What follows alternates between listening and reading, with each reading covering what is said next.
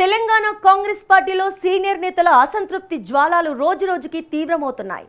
మొన్నటి వరకు కోమరెడ్డి రాజగోపాల్ రెడ్డి జీవనరెడ్డి ఎపిసోడ్లతో తలలు పట్టుకున్న అధిష్టానానికి తాజాగా సీనియర్ నేత చిన్నారెడ్డి చేసిన సంచలన వాక్యాలు కొత్త తలనొప్పులు తెచ్చిపెట్టాయి.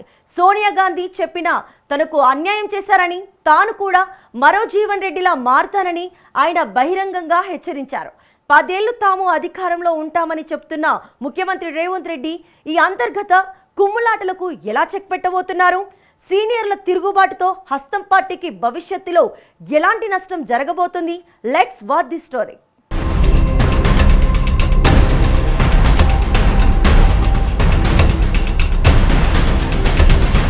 తెలంగాణలో అధికారంలో ఉన్న కాంగ్రెస్ పార్టీకి సొంత నేతల నుంచే తీవ్రస్థాయి ఇబ్బందులు ఎదురవుతున్నాయి.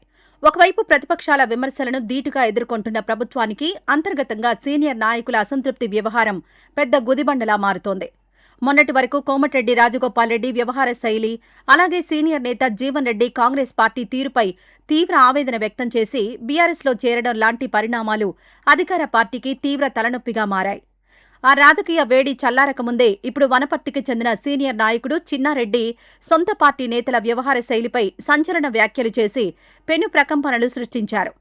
ఎన్నికలకు ఇంకా సుదీర్ఘ సమయం ఉన్నప్పటికీ ఇలా వరుసగా సీనియర్ నేతలు బహిరంగంగా తీవ్ర అసంతృప్తిని వెళ్లగక్కుతూ ఉండడం పార్టీ శ్రేణుల్లో తీవ్ర గందరగోళాన్ని సృష్టిస్తోంది. ఈ తరహా పరిణామాలు రాష్ట్రంలో కాంగ్రెస్ పార్టీ ప్రతిష్టకు తీరని డ్యామేజ్ని తెచ్చిపెడుతున్నాయి.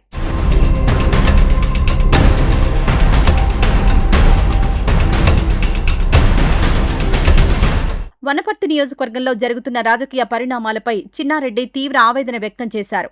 నియోజకవర్గంలో పార్టీ పరిస్థితులను తాను అన్నీ చూస్తూ మౌనంగా భరిస్తున్నానని ఆయన స్పష్టం చేశారు. అధిష్టానం వెంటనే జోక్యం చేసుకోకపోతే తాను కూడా మరో జీవన్ రెడ్డిలా మారి కఠిన నిర్ణయం తీసుకోవాల్సి వస్తుందని ఆయన పార్టీ పెద్దలను బహిరంగంగానే హెచ్చరించారు. గత అసెంబ్లీ ఎన్నికల సమయంలో తనకు ఖచ్చితంగా టికెట్ ఇచ్చి గెలిపించాలని అగ్ర నాయకురాలు సోనియా గాంధీ స్వయంగా ముఖ్యమంత్రి రేవంత్ రెడ్డికి సూచించారని చిన్నారెడ్డి గుర్తు చేశారు. కానీ కేవలం డబ్బుల ఆశతోనే తనకు తీవ్ర అన్యాయం చేశారని, తన సీటును వేరే వారికి కేటాయించారని ఆయన సొంత నాయకత్వంపైనే తీవ్రస్థాయిలో మండిపడ్డారు. పార్టీలో ఉంటూ తప్పులు చేస్తున్న వారిని, సంస్థాగతంగా నష్టం కలిగించే వారిని తాను ఏమాత్రం ఉపేక్షించేది లేదని, అలాంటి వారిని పార్టీ నుంచి బయటకు పంపిస్తానని ఆయన గట్టిగా వార్నింగ్ ఇచ్చారు.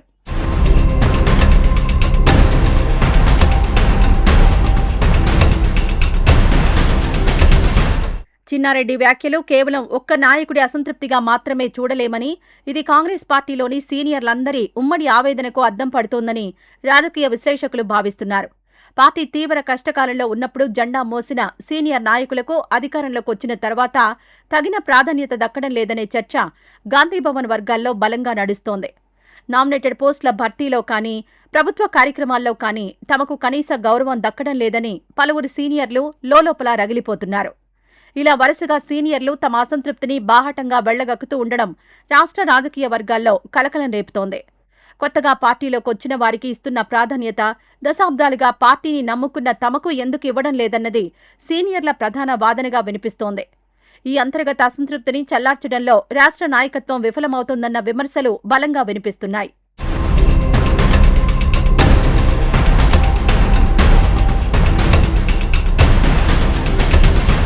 ఒకవైపు రాష్ట్రంలో కాంగ్రెస్ పార్టీని సుదీర్ఘ కాలం పాటు అధికారంలో ఉంచాలని ముఖ్యమంత్రి రేవంత్ రెడ్డి విశ్వ ప్రయత్నాలు చేస్తున్నారు. తాను పాల్గొంటున్న ప్రతి బహిరంగ సభలోనూ రాబోయే 10 ఏళ్లు తమదే అధికారమని ఆయన అత్యంత ధీమాగా చెబుతున్నారు. 2034 వరకు రాష్ట్రాన్ని తానే పాలిస్తానని, ముఖ్యమంత్రిగా తనదే తుది నిర్ణయమని ఆయన ప్రజల్లోకి బలమైన సంకేతాలు పంపుతున్నారు. కానీ హస్తం పార్టీలో ప్రస్తుతం నెలకొన్న ఈ అస్తవ్యస్త పరిస్థితులను చూస్తుంటే రేవంత్ రెడ్డి చెబుతున్న 10 ఏళ్ల పాలన మాటలు నిజమవుతాయా అన్న అనుమానాలు సామాన్య ప్రజల్లో సైతం వ్యక్తమవుతున్నాయి.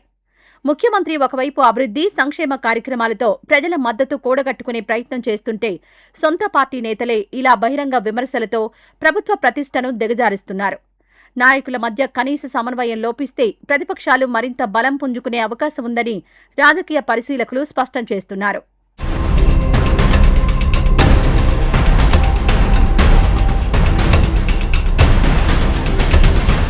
కాంగ్రెస్ పార్టీలో నెలకొన్న ఈ అసమ్మతి జ్వాలలకు ఇప్పుడే సరైన ముగింపు పలకకపోతే రానున్న కాలంలో పరిస్థితి మరింత తీవ్ర రూపం దాల్చే ప్రమాదం ఉంది. మున్ముందు ఈ అసంతృప్తి మరింత పెరిగి పార్టీలోని ఇతర నాయకులకు కూడా విస్తరించే అవకాశం ఉందని రాజకీయ విశ్లేషణలు వెలువడుతున్నాయి. సొంత పార్టీ నేతలు పదే పదే ప్రభుత్వాన్ని టార్గెట్ చేయడం వల్ల ప్రతిపక్షాలకు అనవసరంగా బలమైన ఆయుధాలు ఇచ్చినట్లవుతుంది. ఈ పరిణామాలను వెంటనే గుర్తించి అసంతృప్త నేతలతో అధిష్టానం నేరుగా చర్చలు జరపాల్సిన అవసరం ఏర్పడింది. వారి సమస్యలను సానుకూల దృక్పథంతో పరిష్కరించి పార్టీలో ఐక్యతను చాటకపోతే భవిష్యత్తులో కాంగ్రెస్ పార్టీ భారీ మూల్యం చెల్లించుకోక తప్పదు. ఇప్పుడే సరైన దిద్దుబాటు చర్యలు తీసుకోకుంటే రానున్న రోజుల్లో ప్రభుత్వ మనుగడకే తీవ్రమైన ఇబ్బందులు ఎదురవుతాయన్న కఠిన వాస్తవాన్ని కాంగ్రెస్ నాయకత్వం గ్రహించాల్సి ఉంది.